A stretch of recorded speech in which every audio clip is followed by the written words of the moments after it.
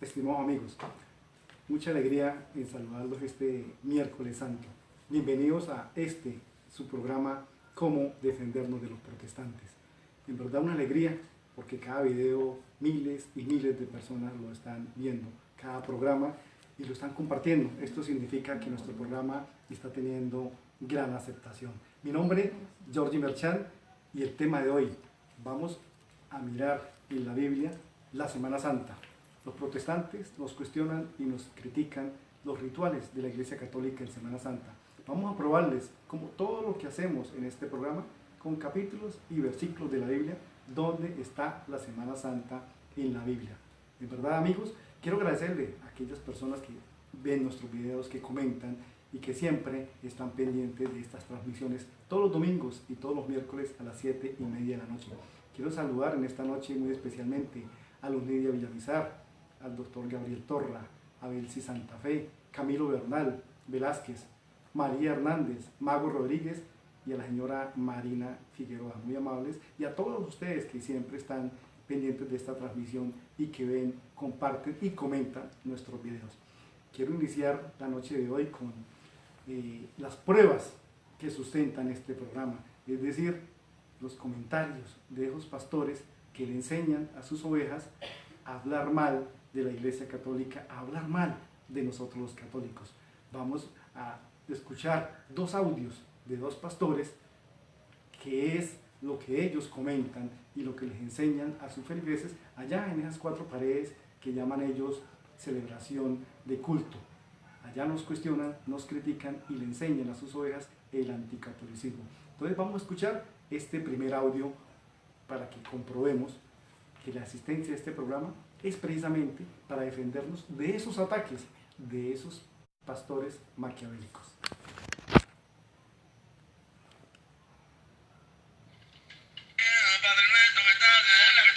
Todos los funerales y los velorios del mundo entero, las mismas viejitas católicas, parece que las tienen guardadas y almacenadas en un closet y cuando llega el velorio las sacan a todas, igualitas, igualitas. Todas están entre 60 y 85 años. Son 10 a 15 viejitas y las ponen en las mismas sillas, parece un coro. Y tú entras al velorio y está el cadáver ahí, el cuerpo, el fulano, todo frío y las viejitas ahí. Dios te pierda María, llena de gracia, Señor contigo, maldita eres entre todas las mujeres, y quién sabe qué rollo. Escuchamos a este primer pastor burlándose de las viejitas como si no tuviera mamá, abuelas o hermanas, burlándose de la Iglesia Católica y sobre todo ofendiendo a la Virgen María. Dice, en lugar de decir Dios te salve, él dice Dios te pierda María, en ofensa a la Virgen María. Y cuando dice bendita tú eres entre las mujeres, él dice maldita eres entre las mujeres.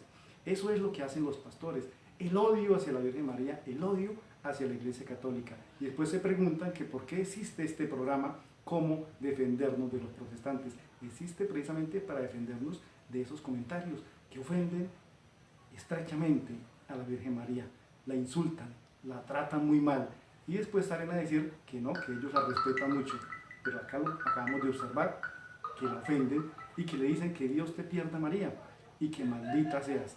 Yo no creo que este pastor y su comunidad tengan al Espíritu Santo, ellos que dicen que tienen el Espíritu Santo y que son iluminados por el Espíritu Santo. Esta es una clara ofensa, una clara vergüenza de cualquier persona hablar así de la Virgen María. Ahora vamos a escuchar el siguiente audio. Otro pastor, igual de maquiavélico o de pronto más perverso que este, para que después no se quejen y no digan que por qué existe este programa y que por qué los hacemos quedar mal, porque debido a esas ofensas nos toca acá salir a demostrarles, primero, que la Iglesia Católica no está equivocada, segundo, que los equivocados son ellos y que ellos son los que están llevando por un camino de perdición a sus pobres ovejas. Vamos a escuchar este otro audio. Aunque haga la obra que quiera, aunque usted sea más bueno que Juan Pablo II, que se lo llevó el diablo, viejo mentiroso ese, lo habían puesto en primera página con cara de buenachón, con cara de bonito viejito lindo, y todo el mundo le creía porque ponía cara de bobo el viejo ese, pero cuando murió se lo llevó el diablo ese,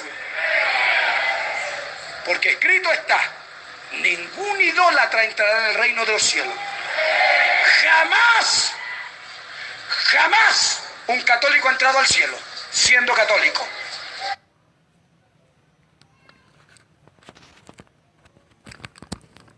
Escuchamos a este pastor hablando mal del Papa Juan Pablo II, hablando mal de nuestros papas. Eso es lo que enseñan allá en esos cultos que ellos realizan, el anticatolicismo, hablar mal de nosotros los católicos. Y así como dice este pastor, que ningún católico ha entrado ni entrará en el reino de los cielos, es lo que hacen esos pastores, le enseñan a sus ovejas, y por eso todos los protestantes, o la mayoría de protestantes, cuando se acercan a nosotros o nos miran, familiares y amigos, por dentro se están diciendo: uy, pobre pecador, este pobrecito ya se perdió, este no va a entrar al reino de los cielos. Nosotros sí somos los ungidos y los elegidos, y nosotros somos los que vamos a ir al cielo. Eso es lo que le enseñan a ellos, pero vean que la realidad es otra. Esos pastores se están llevando por el camino de la perdición. Primero, por hablar más de la Iglesia Católica, que acá le hemos demostrado que cada una de sus mentiras son solo falacias, y esas verdades solamente existen en la imaginación de esos maquiavélicos pastores, y que ellos son los que van en un camino de la perdición, porque están enseñando cosas que no son. Primero, le quitaron a la Biblia 7 importantes libros. Uno de esos, el libro de la sabiduría, es decir, a la Biblia de los protestantes, la Reina Valera, le falta sabiduría. Segundo, no bautizan a los niños. Y el no bautizar a los niños es que una persona muera en pecado. Si un niño muere en pecado, un adolescente muere antes de ser bautizado, se va el alma a la perdición, porque el apóstol Pablo dice: la paga del pecado es el infierno. Y ellos no bautizan a los niños, bautizan a las personas a los 20, 25, 30 y más años. Si una persona de esas llega a fallecer sin ser bautizado, no se le han perdonado los pecados y no ha recibido el Espíritu Santo, porque el bautismo es recibir el Espíritu Santo y sirve para perdonar los pecados. Entonces, al no bautizar a los niños, están cometiendo un gran error. Segundo, al no confesar los pecados. De igual manera, si no confiesa los pecados, como dice el apóstol Santiago, confiesen los pecados unos a otros, es decir, una persona ante otra persona. Nosotros en la Iglesia Católica lo hacemos ante un sacerdote. Si no se confiesan los pecados, ¿qué pasa? El apóstol Pablo dice: la paga del pecado es la perdición del alma. Entonces, si una persona no se confiesa cuando muere, ¿a dónde va? A la perdición del alma. El no hacer oración por los difuntos. Si no se hace oración por los difuntos, el alma también se pierde. Los protestantes no hacen oración por los difuntos. Nosotros sí hacemos la oración por los difuntos. En la Eucaristía Jesús dijo: coman mi carne y beban mi sangre, porque mi carne es verdadera comida y mi sangre es verdadera bebida. Y los protestantes no hacen eso, es decir, no tienen dentro de sí a Jesús convertido en carne y convertido en sangre. Y el no tener a Jesús dentro del alma también es la perdición del alma. Sí ve que los equivocados y los gravemente equivocados y los que están llevando a la perdición es los pastores a sus pobres ovejas, y no como dice este pastor y todos los demás pastores en su gran mayoría, que los católicos no vamos al cielo y que todos estamos perdidos. No, la Iglesia Católica es la única que ha tenido su existencia desde nuestro Señor Jesucristo, 2000 años hasta la fecha de hoy. Todas esas iglesias protestantes nacieron hace 20, 30, 40, 50 años acá en nuestra ciudad. En otros países llevan 100, 200, 40 años, lo iluminó el Espíritu Santo y le dijo que la Iglesia Católica estaba equivocada y que le tocaba a él formar una nueva iglesia. Eso es un absurdo. Así como esos, hay 36.000 iglesias, 36.000 pastores, que cada uno dice que el Espíritu Santo lo iluminó, que le dijo que la Iglesia Católica estaba equivocada y que le tocaba fundar una nueva iglesia. ¿Sí ven lo equivocados que están? Ellos son los equivocados, y por eso existe este programa, porque nos toca callarles la boca y demostrarles con la Biblia en la mano que ellos son los equivocados y que la Iglesia Católica basa su doctrina 100% en la Biblia. Dejando a un lado a estos maquiavélicos pastores, vamos a hablar de la Semana Santa. La Semana Santa, una pregunta que se hace muchos y que pocos saben la respuesta. ¿Por qué cada año la Semana Santa cambia? ¿Por qué a veces es en marzo? ¿Por qué a veces en abril? ¿Por qué a veces el 10, el 15, el 20, en diferentes fechas? Esto sucede porque el pueblo de Israel, los judíos, celebraban la Pascua, la primera luna llena de la primavera. Y ellos celebraban la Pascua porque era cuando Dios los liberó del poder de la esclavitud de Egipto, del faraón. Esa noche que los liberaron era la primera luna llena de la primavera. Y entonces los judíos celebraban cada año, en la primera luna de la primavera, la fiesta judía, la Pascua judía. Cuando en tiempos de nuestro Señor Jesucristo, la crucifixión, la muerte y la resurrección de nuestro Señor fue en esa Pascua judía. Entonces la Iglesia Católica de igual manera hace esta celebración. La Pascua de nuestro Señor Jesucristo, la Pascua de nosotros es la resurrección de nuestro Señor Jesucristo. Y se celebra también la primera luna llena de la primavera de cada año. Y la luna llena todos los años cambia de fecha, a veces es en abril, a veces es en marzo. Por ejemplo, este año 2019, la luna llena, la primera luna llena de 2019 es el próximo viernes, pasado mañana. Entonces la Iglesia Católica siempre toma la primera luna llena, el domingo siguiente es el domingo de resurrección y la semana anterior, los días anteriores es la Semana Santa. Entonces este domingo es el domingo de resurrección y estos días son los días santos. Entendimos ahora sí que cada año cambia precisamente porque la primera luna llena de primavera cambia cada año, es diferente, a veces en marzo, a veces en abril, a veces en unos días, a veces en otro. Esa es la explicación, amigos.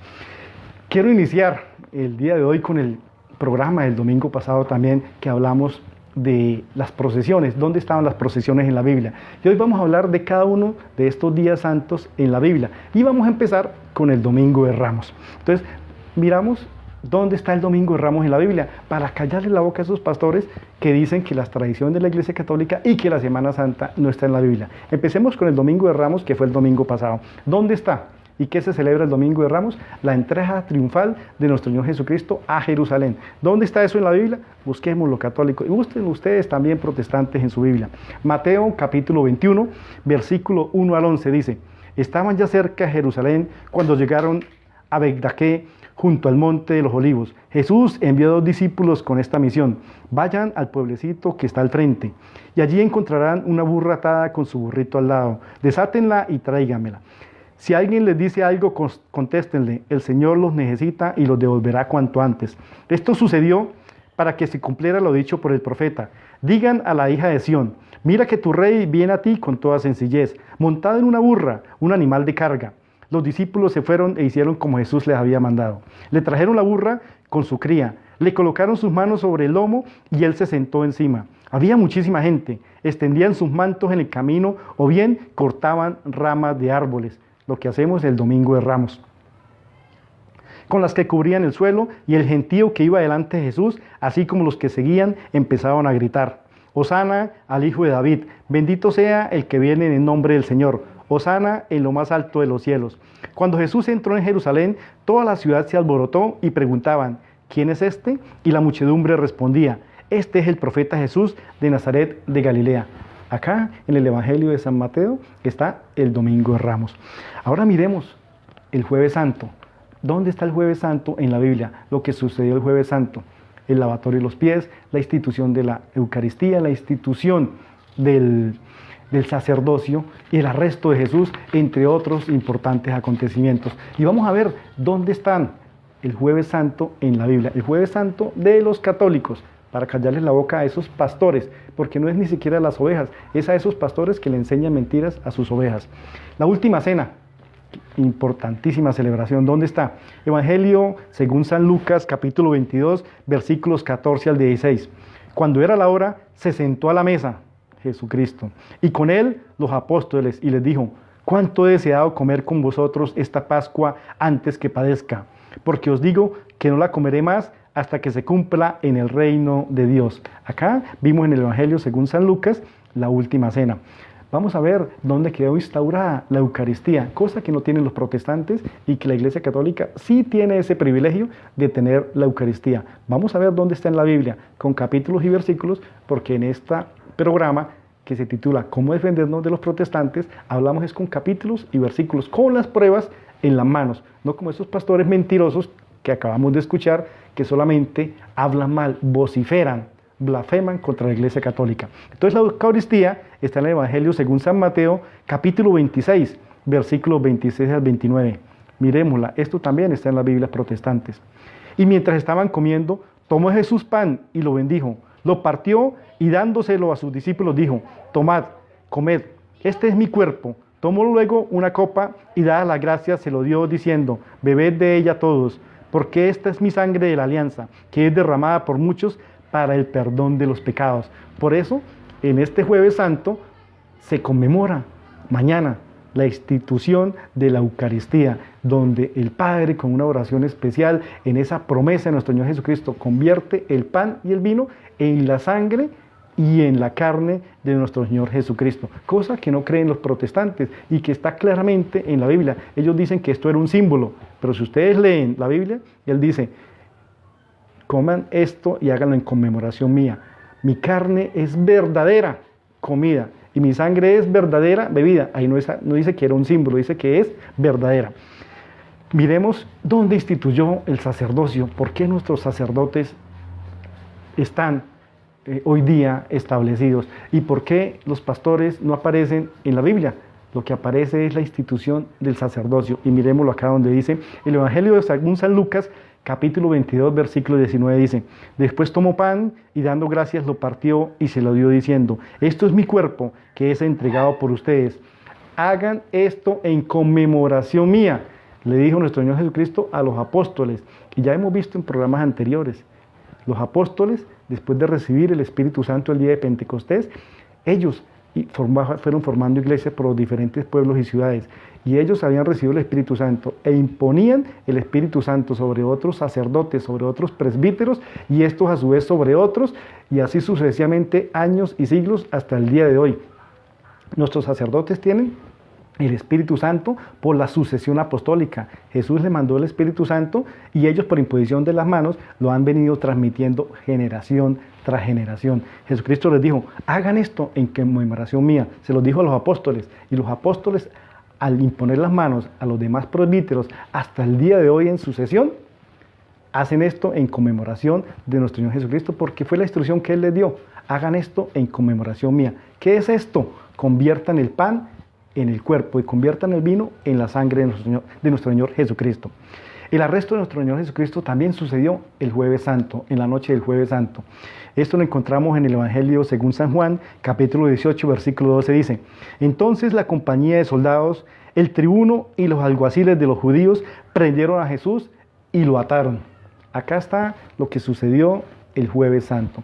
Ahora vamos a ver la celebración de pasado mañana, que es la luna llena, la primera luna llena de la primavera del año 2019. ¿Qué sucedió este Viernes Santo? Entonces, el primer hecho: Jesús es llevado después del arresto ante Poncio Pilato. ¿Dónde encontramos esto? En Marcos capítulo 15, versículo 1. Tan pronto como amaneció, los jefes de los sacerdotes, con los ancianos, los maestros de la ley y el consejo en pleno, llegaron a una decisión. Ataron a Jesús, se lo llevaron y se lo entregaron a Pilato. Acá está la celebración y el recordatorio que hace la Iglesia Católica de aquel momento duro que vivió nuestro Señor Jesucristo en su pasión, en el primer evento cuando es presentado ante Poncio Pilato. La sentencia de muerte de nuestro Señor Jesucristo, que la celebramos el Viernes Santo. ¿Dónde está en la Biblia? Está en el Evangelio según San Lucas, capítulo 23, versículos 23 al 25, dice: mas ellos estaban a grandes voces, pidiendo que fuese crucificado. Y las voces de ellos y de los principales sacerdotes prevalecieron.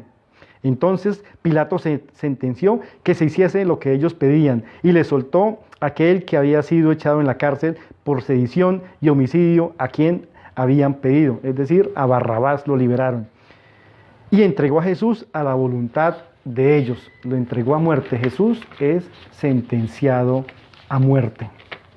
De igual manera, el Viernes Santo también tuvo, después de la sentencia de muerte, se le instauró a nuestro Señor Jesucristo, le colocaron sobre sus sienes, le colocaron una corona de espinas. ¿Dónde está esto en la Biblia? En el Evangelio según San Mateo, capítulo 27, versículos 29 a 30, dice: los soldados, trenzando una corona de espinas, se la pusieron sobre su cabeza y en su mano derecha una caña, y doblando la rodilla delante de él, le hacían burla diciendo: salve, rey de los judíos. Y después de escupirle, cogieron la caña y le golpearon en la cabeza. Esto sucedió el Viernes Santo y lo conmemora la Iglesia Católica como la pasión de nuestro Señor Jesucristo, la corona de espinas. La crucifixión está en el Evangelio según San Lucas, capítulo 23, versículo 33, y dice: y cuando llegaron al lugar llamado de la calavera, le crucificaron allí, y los malhechores, uno a la derecha y otro a la izquierda. Esto sucedió el Viernes Santo. Esta es la celebración que hace la Iglesia Católica en la Semana Santa. El Viernes Santo se recuerda la dolorosa pasión de nuestro Señor Jesucristo. El día santo, el jueves, el sábado santo, que celebramos en la Iglesia Católica, que Jesús está en el sepulcro. Por eso ese es un día de mucha vigilia, de mucha oración, de mucha meditación, porque Jesús está en el sepulcro. Y vamos al domingo de resurrección, que es el domingo de Pascua. La Pascua que antes para los judíos era la celebración de que habían sido liberados del pueblo, del imperio egipcio. Ahora la Pascua para nosotros los católicos y para los cristianos es la celebración de la resurrección de nuestro Señor Jesucristo. El momento, el acontecimiento más importante para la Iglesia Católica lo celebramos el domingo, que es la resurrección de nuestro Señor Jesucristo. ¿Y dónde está en la Biblia? Está en el Evangelio de San Lucas, capítulo 24, versículos 1 al 12, y dice: el primer día de la semana, al amanecer, las mujeres fueron al sepulcro con los perfumes que habían preparado. Al llegar, se encontraron con que la piedra que cerraba el sepulcro había sido removida. Entraron, pero no encontraron el cuerpo de Jesús, el Señor. Estaban aún desconcertadas ante el caso, cuando se les presentaron dos hombres vestidos con ropas resplandecientes. ¿Quiénes eran esos dos hombres? Dos ángeles, que al ver cómo las mujeres se postraban rostro en tierra, llenas de miedo, les dijeron: ¿por qué buscáis entre los muertos al que está vivo? No está aquí, ha resucitado, le dijeron los ángeles a las mujeres, entre esas María Magdalena. Recordad que él os habló de esto aun cuando estaba en Galilea. Ya os dijo entonces que el Hijo del Hombre tenía que ser entregado en manos de pecadores y que iban a crucificarlo, pero que resucitaría al tercer día. Ellas recordaron, en efecto, las palabras de Jesús y regresando del sepulcro, llevaron la noticia a los 11 apóstoles y a los demás discípulos. Así pues, fueron María Magdalena, Juana, María la madre de Santiago y las otras que estaban con ellas, quienes comunicaron a los apóstoles lo que había pasado. Pero a los apóstoles les pareció todo esto una locura y no les creyeron. Pedro, sin embargo, se decidió y echó a correr hacia el sepulcro. Al inclinarse a mirar, solo vio los lienzos, así que regresó a casa lleno de asombro por lo que había sucedido. Acá está el momento más importante de la Iglesia Católica, la resurrección de nuestro Señor Jesucristo. Amigos, hoy hemos comprobado con capítulos y versículos que la Semana Santa está en la Biblia, que los ritos de la Semana Santa están en la Biblia. El domingo pasado, con capítulos y versículos, demostramos dónde están las procesiones de la Semana Santa en la Biblia. Vimos cómo el rey David hacía estas procesiones llevando el arca con todo el pueblo de Israel alrededor, con trompetas, con cítaras, bailando alrededor del arca. ¿Y qué era el arca? Una imagen. ¿Qué contenía el arca? Imágenes. Contenía el bastón de Aarón, contenía las tablas de los mandamientos y contenía dos ángeles, dos querubines, uno a cada lado. Esto para callarles la boca a esos protestantes que hablan que la idolatría es las imágenes. La idolatría no es las imágenes. Idolatría es adorar a un falso Dios. Las imágenes de la Virgen de nosotros, ningún católico, por loco que esté, piensa que la Virgen María es Dios. La imagen de un santo, ningún católico, por loco que esté, va a creer que ese santo es Dios. No, esas imágenes las veneramos, las respetamos, nos hace recordar a esos seres especiales y fomenta, fortalece nuestra fe. Idolatría es adorar a un Dios falso. Nosotros los católicos no adoramos a ningún Dios falso, solamente adoramos a Dios. Veneramos a la Virgen, la respetamos muchísimo, la queremos muchísimo y veneramos a los santos. No adoramos ni a la Virgen ni a los santos y no tenemos ningún Dios falso. El único Dios se llama Yahvé y no se llama Jehová, como lo vamos a ver en un capítulo más adelante. El nombre correcto de Dios es Yahvé, no Jehová, y lo vamos a ver dónde está en la Biblia. Es Yahvé y no Jehová. Entonces los católicos, las imágenes, sintámonos orgullosos. No es idolatría, porque idolatría es adoración a un falso Dios. Entonces, amigos, vemos que todas las doctrinas de la Iglesia Católica están en la Biblia. Sintámonos orgullosos de pertenecer a esta gran Iglesia Católica. Y vean, todos mis videos están en la parte final de mi fanpage, de mi Facebook. Miren todos los videos.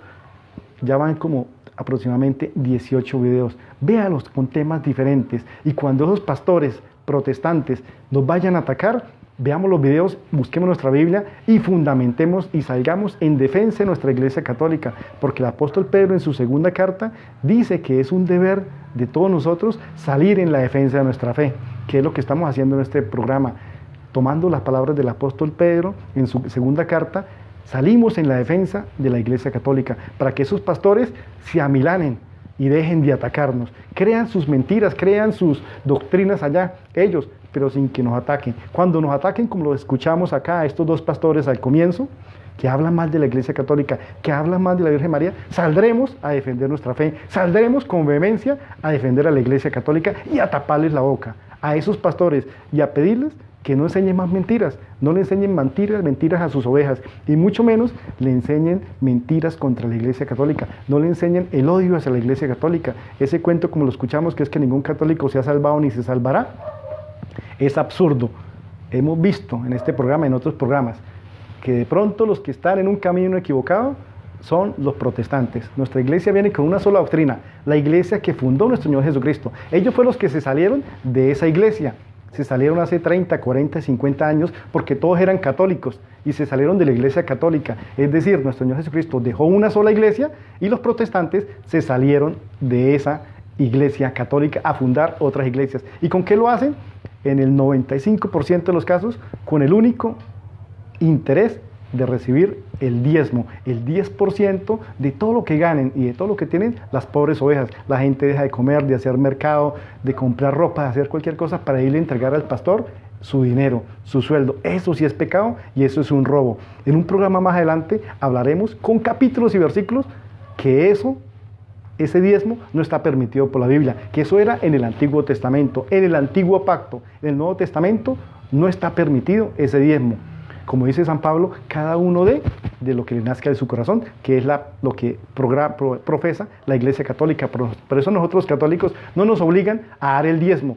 Nosotros lo damos lo que queramos, lo que nos nazca del corazón. No es una obligación, como enseñan los pastores, que si no les entregan las pobres ovejas el 10% de lo que se ganan, se van para el infierno. De esa manera los amenazan. Y los pastores andan en carro último modelo, viven en conjuntos residenciales de estrato 6, tienen casas en Miami, en Europa, vacaciones, sus hijos estudian en los mejores colegios, tienen los mejores relojes, a costillas de las pobres ovejas que aguantan hambre. Eso sí es pecado, eso sí es perdición, y lo vamos a demostrar en un programa más adelante, con capítulos y versículos de la Biblia, que el diezmo no está permitido en el Nuevo Testamento. Amigos, los espero el próximo domingo, domingo de resurrección, con un nuevo programa.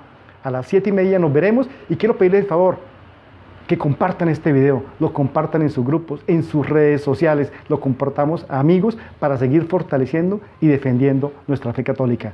Buenas noches, que Dios los bendiga y nos vemos el próximo domingo.